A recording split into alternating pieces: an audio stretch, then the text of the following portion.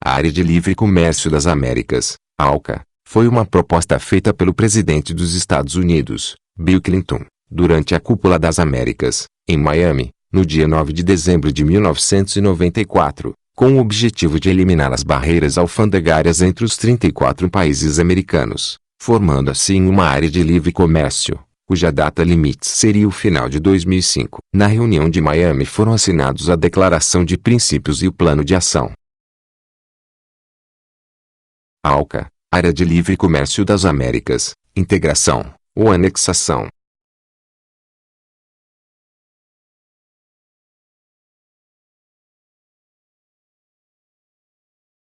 Segundo o Fórum Minas por um Outro Mundo, Assembleia Legislativa do Estado de Minas Gerais.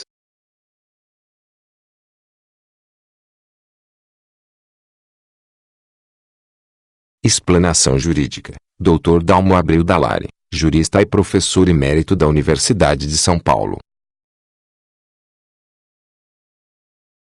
Explanação econômica, com o economista, Dr. Reinaldo Gonçalves, professor titular da Universidade Federal do Rio de Janeiro.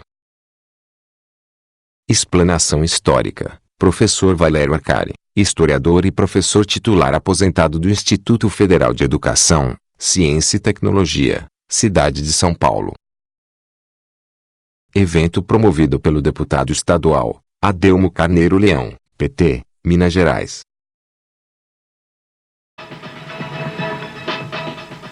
Com a palavra, o senhor Valério Arcari, historiador, que também disporá de 30 minutos para sua exposição.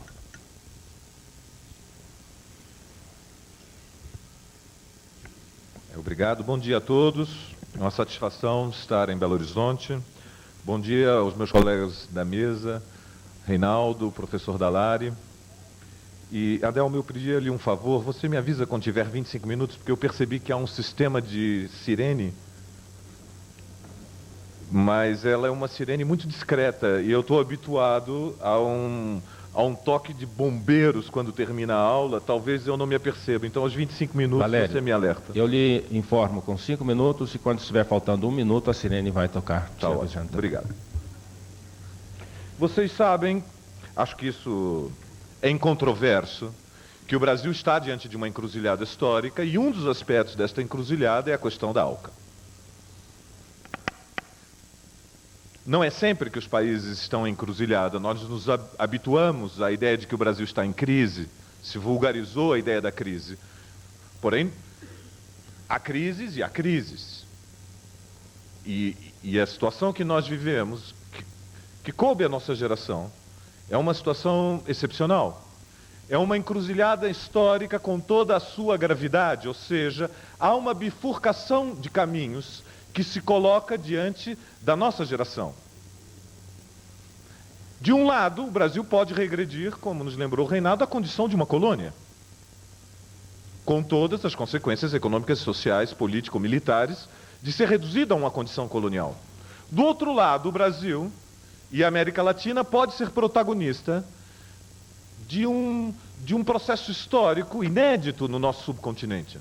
Pode ser que na América Latina esteja começando uma segunda vaga da luta pela descolonização, uma segunda vaga de uma luta revolucionária. Talvez esse processo já tenha começado, e como sempre na história, nós temos uma apreensão dos acontecimentos com um certo atraso histórico. Reinaldo falava de crise de institucionalidade, é nisso que consiste. Já se abriu esta crise.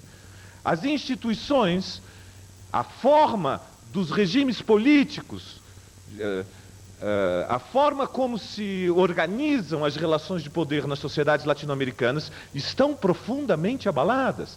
E nós estamos assistindo a acontecimentos únicos na história. E recordo o mais importante da América Latina para ilustrar os desafios que estão colocados para o Brasil. No primeiro semestre deste ano, na América Latina, o alto comando das Forças Armadas da Venezuela fizeram um golpe para destituir o governo eleito de Chávez. Isto em si não tem nada de inédito. Isto é parte da rotina latino-americana. Já sabemos que quando certos interesses são contrariados, mesmo que limitadamente, Um dos recursos é apelar às Forças Armadas como uma guarda pretoriana da ordem, que põe em ordem no país e disciplinam e acabou a conversa. A Embaixada Americana foi o centro da conspiração. O que é inédito, o que é extraordinário, o que a geração do professor Dall'Ari não viu antes e que coube a nós ver, é que o povo pobre das favelas de Caracas, mais de 2,5 milhões de pessoas, começaram a descer às 10 horas da manhã. O golpe tinha sido durante a madrugada da sexta para o sábado. No início não eram mais do que 300, 400 na porta do palácio.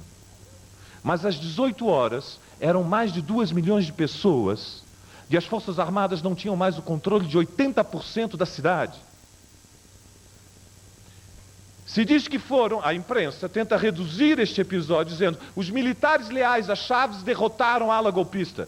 Desculpem, isto não tem nenhuma relação com a realidade, é uma ficção do jornalismo internacional. O que aconteceu na Venezuela é que existia uma pequena fração de oficiais golpistas e uma minúscula, liliputiana fração de oficiais leais a Chávez. E uma gigantesca maioria das Forças Armadas completamente em cima do muro, sem saber o que fazer. Porém, depois das 3 horas da tarde, esta maioria dos oficiais das Forças Armadas se deram conta que o que tinha começado na Venezuela era uma insurreição operária e popular. E o problema agora não era mais preservar a ditadura ou restaurar a legitimidade do governo eleito. O problema era como convence 2,5 milhões de pessoas furiosas a voltar para subir os morros, que é assim que a classe dominante quer o povo na Venezuela. Da casa para o trabalho e do trabalho para casa. Sobe o morro para trabalhar, desce o morro para trabalhar, sobe o morro para dormir. Mas esta multidão mudou o caminho. Naquele sábado disseram, com licença, um minutinho, não vamos trabalhar obedientes. Foram para as ruas e disseram, não aceitamos o golpe militar. Aí a maioria dos oficiais foi buscar o Chávez, já tinham entregue, o Chávez estava discutindo qual era o país para onde ele se exilava. Estava vendo se era Espanha, México, Cuba, qual era a alternativa. Nessas circunstâncias, a maioria dos oficiais neutros das Forças Armadas procuraram Chávez e disseram, como você sabe, nós não morremos de amor pelo seu governo, temos muitas tensões, mas a única pessoa que neste momento pode convencer esta multidão a sair das ruas é você. Então nós devolvemos o poder para você. E a Embaixada Americana viveu o vexame do século. É o maior vexame diplomático que eu me recorde nesses últimos 30 anos da minha vida adulta. Não me lembro de outro vexame, porque mesmo a fuga final do Vietnã não foi tão patética.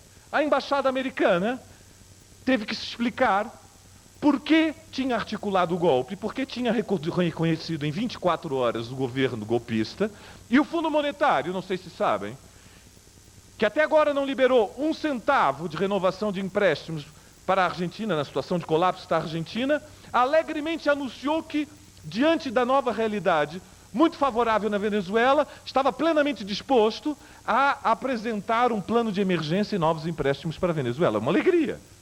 Os golpistas tinham 2 horas de posse no governo e já tinham a garantia do Fundo Monetário que iam ter o apoio sólido do Fundo Monetário. Eu faço esta referência porque estamos diante de acontecimentos novos. A história estuda o passado e pode iluminar o futuro. Então, quando estamos diante de encruzilhadas graves, como esta que vive a América Latina e vive o Brasil, é bom procurar referências históricas. O que nós assistimos atualmente não é novo. Já existiram 2 vagas de colonização do mundo anteriores a esta que se iniciou na década de 90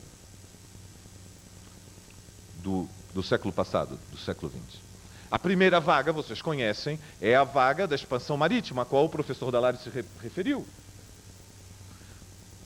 A Europa assumiu o domínio marítimo e, ao ter o domínio marítimo, obteve uma liderança pela primeira vez na história sobre o comércio mundial. Foi um dos desenlaces históricos possíveis. Lembrem-se que durante milênios a Europa esteve acossada pela África e pela Ásia, e não o contrário. Não o contrário, acossada por causa da maior densidade demográfica da África e da Ásia. O horror europeu diante das vagas das invasões asiáticas, os hunos, os mongóis, e do sul o Islã. Porém, no 16, surpreendentemente, pela primeira vez a Europa inverte a correlação de forças históricas que tinha mantido com a África e Ásia e conquista o domínio dos mares. Mas nesse momento, esta vaga de colonização foi uma colonização comercial, estabeleceram feitorias. Ainda assim, as relações comerciais eram deficitárias para a Europa.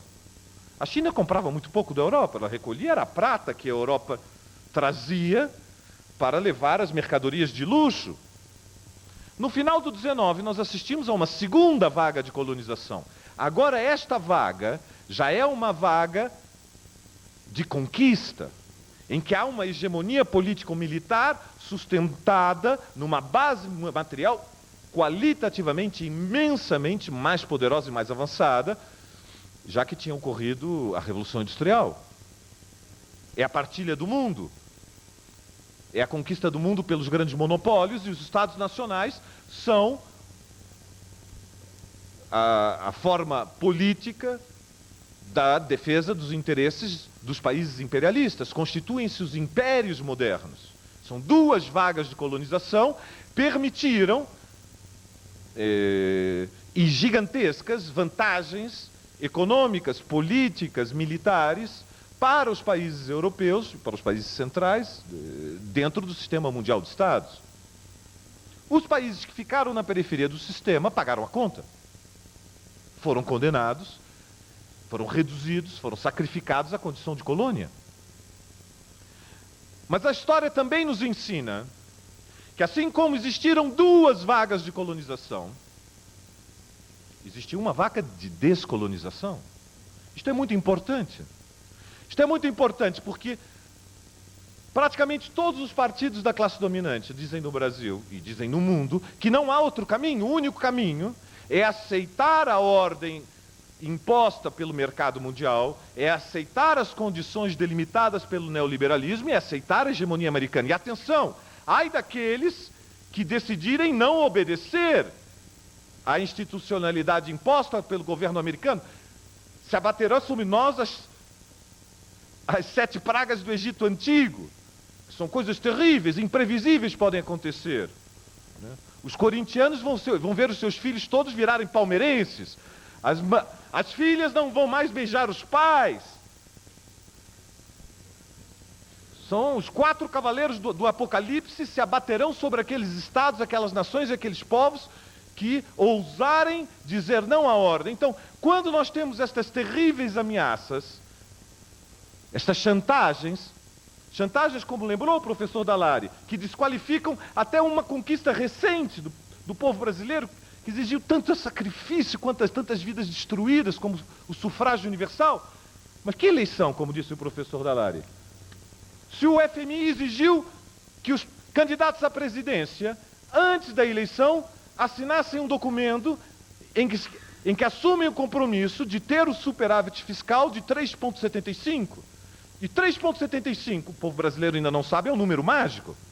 Atenção, se tivermos o superávit fiscal 3,75, rios de leite e do mel, porque o Fundo Monetário vai proteger o nosso futuro, não há cláusulas secretas para acelerar a implantação do ALCA. Porém, ai de nós se vencer as eleições e surgir um governo que não respeite o número mágico dos 3,75.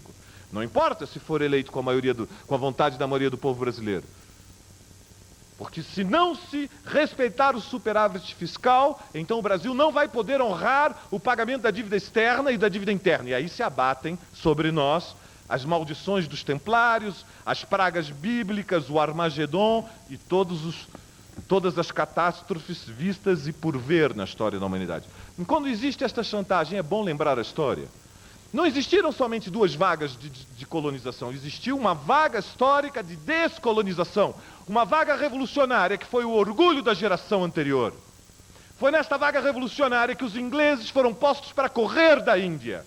Os ingleses, o Império Invencível, o Império construído em cima dos 67 anos do reinado da Rainha Vitória, viram um povo inteiro unificado e mobilizado derrotando os ingleses, com grandes lutas.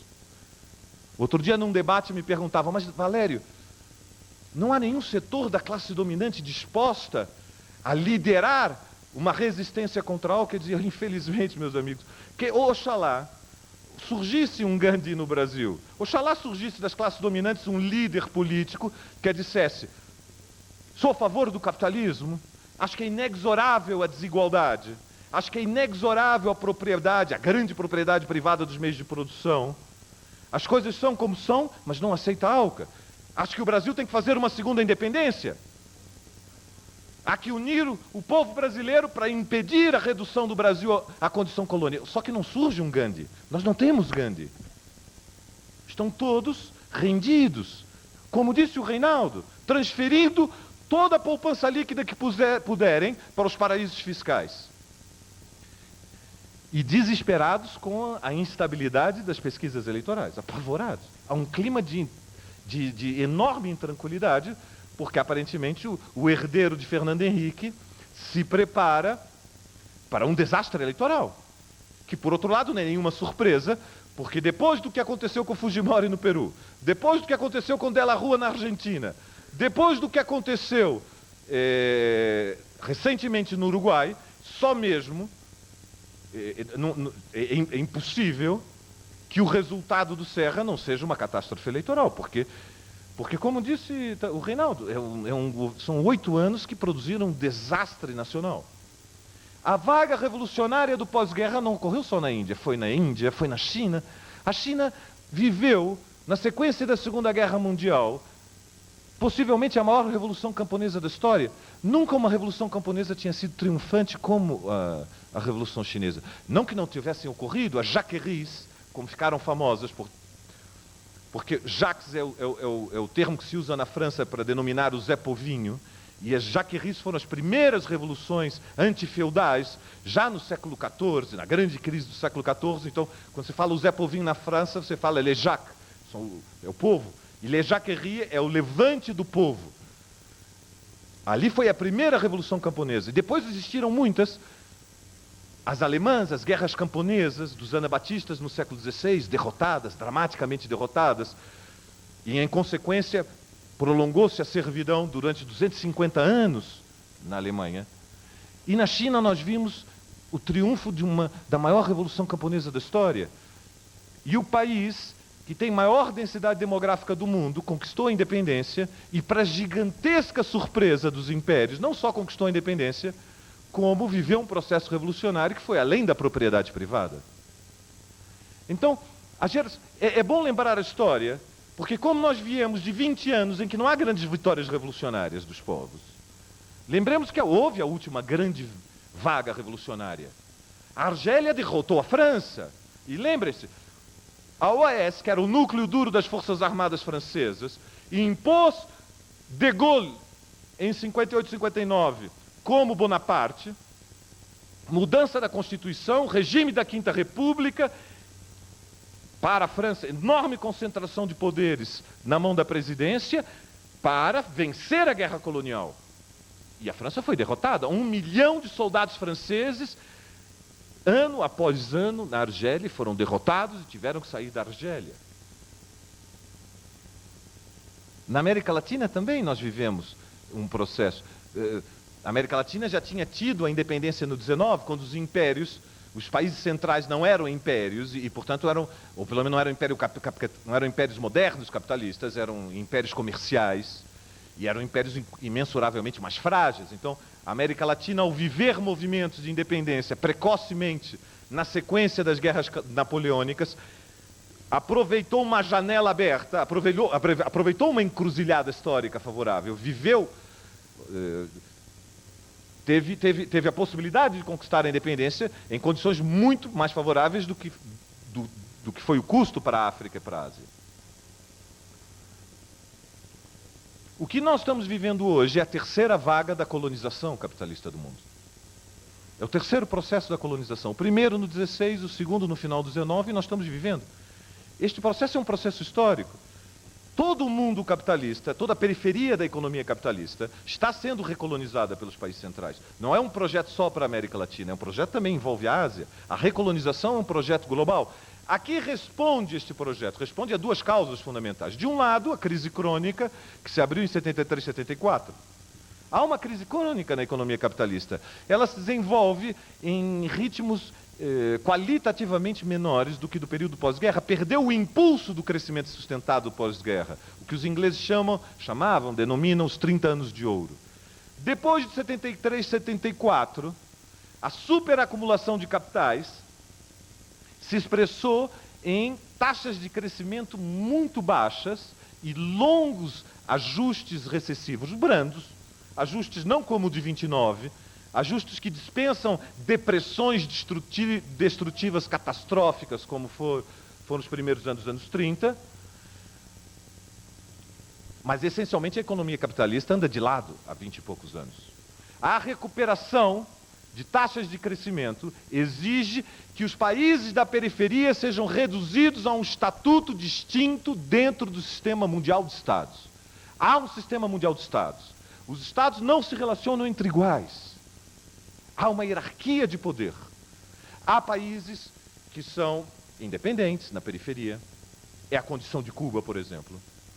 É a condição do Irã. É um país independente. É a condição da China. É a condição da Rússia. Isso independente da avaliação subjetiva, mais favorável ou menos favorável, que nós façamos dos regimes políticos. Não se trata disso. É uma análise fria e objetiva de qual é o lugar de cada Estado nacional no sistema mundial de Estados. São países independentes. Há países dependentes, são países que têm, por alguma razão econômica e social, uma enorme importância estratégica para os países centrais, ainda que tenham estados nacionais frágeis, forças armadas débeis. Há países que são semicolônias, formalmente têm uma independência, mas são essencialmente uma colônia comercial. Há países que já foram reduzidos à condição de colônia. É a realidade hoje do Equador, por exemplo, que perdeu a sua moeda nacional e utiliza o dólar. Já foi reduzido a uma condição de colônia. O estatuto do Equador hoje não é muito diferente do estatuto de Porto Rico. Avançam os protetorados no mundo, avançam. Um fenômeno novo, uma regressão histórica. No 19 era muito comum os protetorados. No 20 diminuíram os protetorados. Agora, no início do 21, temos um monte de protetorados. Há o protetorado americano no Afeganistão, há um protetorado americano na Bósnia, há um protetorado americano no Kosovo. Aumentam os enclaves do mundo. Os enclaves, que são um fenômeno típico também do 19, da segunda vaga da colonização capitalista, voltaram a surgir. Os americanos vão estabelecendo enclaves militares em várias regiões estratégicas, sobretudo no nosso continente, cercam a Amazônia. Por isso, o interesse estratégico em Alcântara, porque já tem outras bases militares que fecham o cerco. E é parte desse processo, a invasão da Colômbia, é parte do processo da recolonização do mundo, a guerra de Sharon contra o povo palestino, que é uma espada de Damocles sobre a cabeça de todos os outros Estados-nações árabes que compreendem o que significa desafiar a ordem americana. E é neste marco que está inserida a ALCA. Neste marco existe a ALCA que fecha a área do dólar e que reduz o Brasil ao papel de uma neocolônia que será anexada. O problema é que existe muita crise na América Latina. Eu não vejo a América Latina indo alegremente para a ALCA. Não vejo para esse processo. Vejo uma crise tremenda no horizonte. Gigantesca. Na Colômbia há uma guerra civil.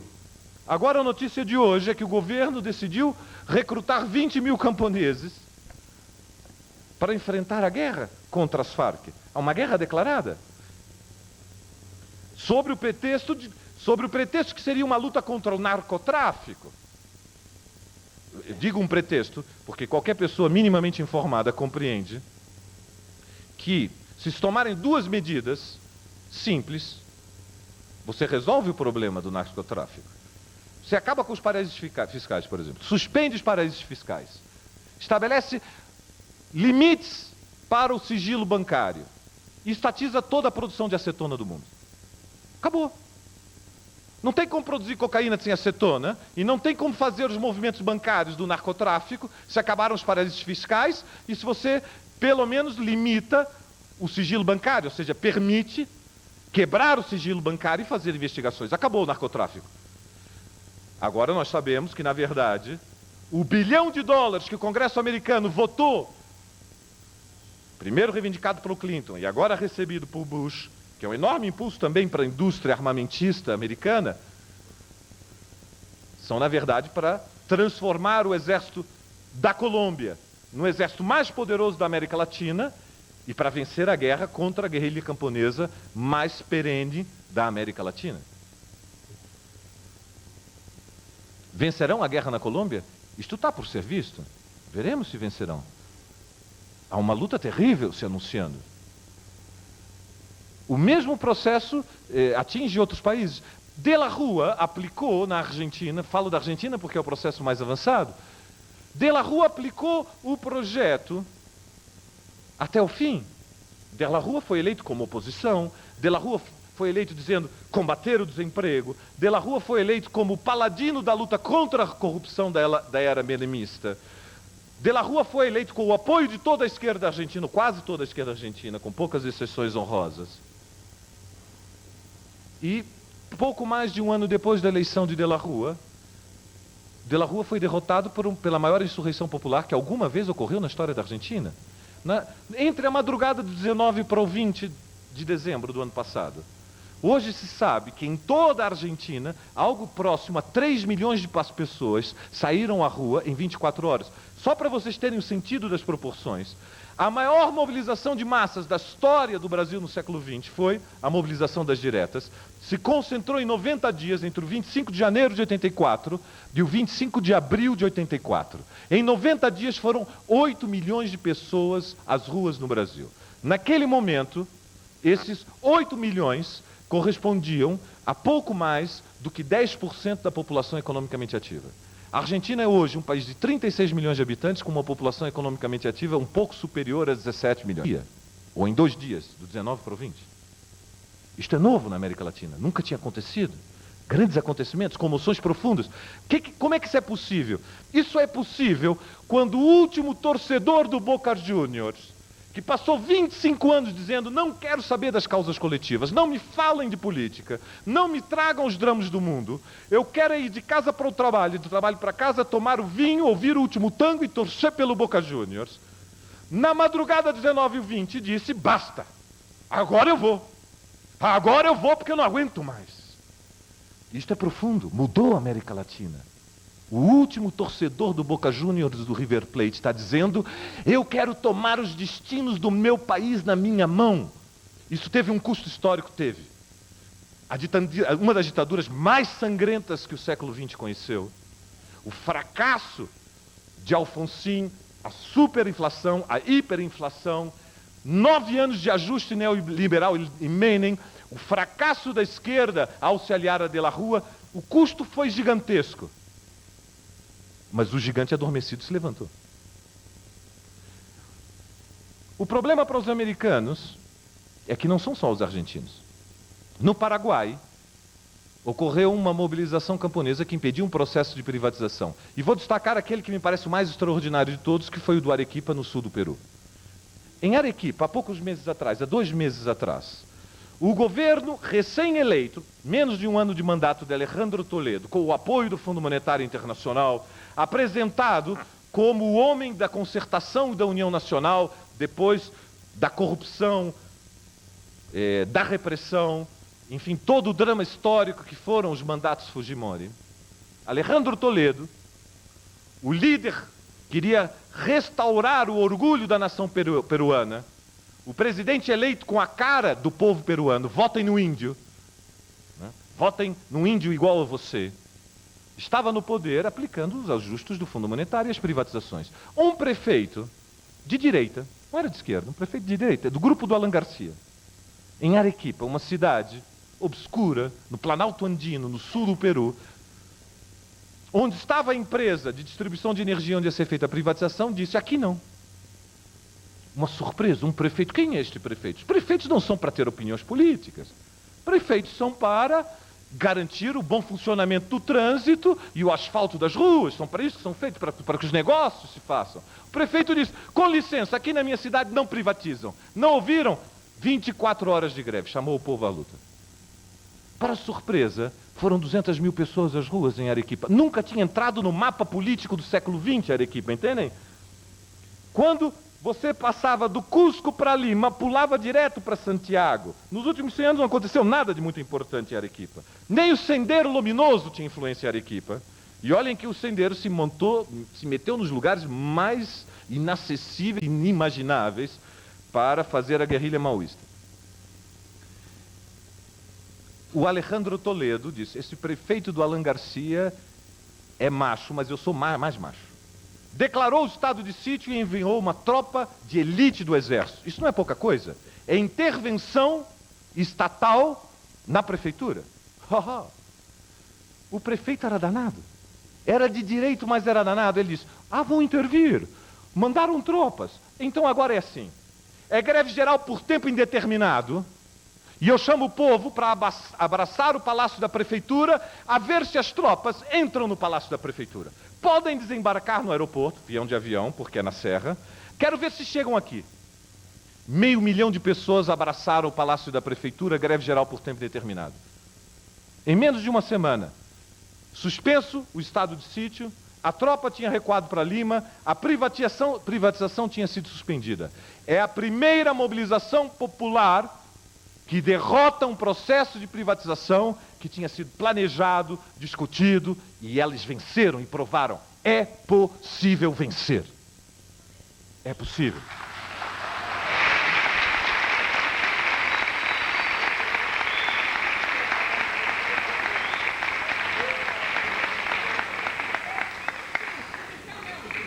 Nós temos que estudar o que acontece no mundo. Como eles fazem? Nós estamos fazendo o nosso seminário. As inteligências ao serviço do capital também fazem os seus. Tem os seus professores também, tem os seus acadêmicos, tem os seus computadores, tem muito mais verba, tem muito mais recursos. Eles estão estudando, eles não estão estudando. Nós temos que estudá-los. Quem não sabe contra quem luta não pode vencer. Então queria encerrar. Eu não vi nenhuma campainha, tocou? Já deve ter tocado, né? Já. Você recebeu 5 minutos de aviso, está sobre a sua mesa. A campainha já tocou. Ótimo. O tempo está esgotado, mas nós lhe damos 3 minutos para você concluir. Juro inocentemente. Muito obrigado. Quando a gente é culpado, a gente não confessa para a mesa. Termina elegantemente se fingindo de... É que eu imaginei. Então, termino dizendo a vocês uma lição. Esta é uma lição, digamos, de vida. É um pouco no sentido do testemunho. Quem não sabe contra quem luta não pode vencer. Isso é uma máxima chinesa. Está na moda. O Filipão utilizou na Coreia. Alguma sabedoria deve ter. Eu não sou filho de orientais. O meu pai era catarinense e filho de iletrados italianos. Mas quis as circunstâncias da vida que fosse para a Marinha nos anos 30, onde descobriu as ideias igualitaristas, as ideias socialistas. E aprendeu a jogar pôquer, que foi bastante útil para sobreviver, porque na Marinha era duro nos anos 30. Então, ele me ensinou que quando você está numa mesa de pôquer e você não sabe quem é o trouxa, é porque você é o trouxa.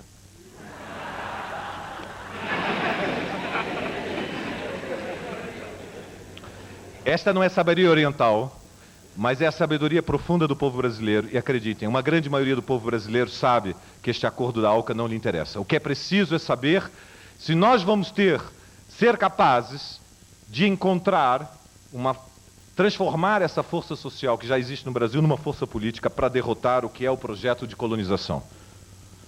Derrotar a ALCA, revolução ou colônia, pelo triunfo da Revolução Brasileira, que a nossa luta não seja em vão.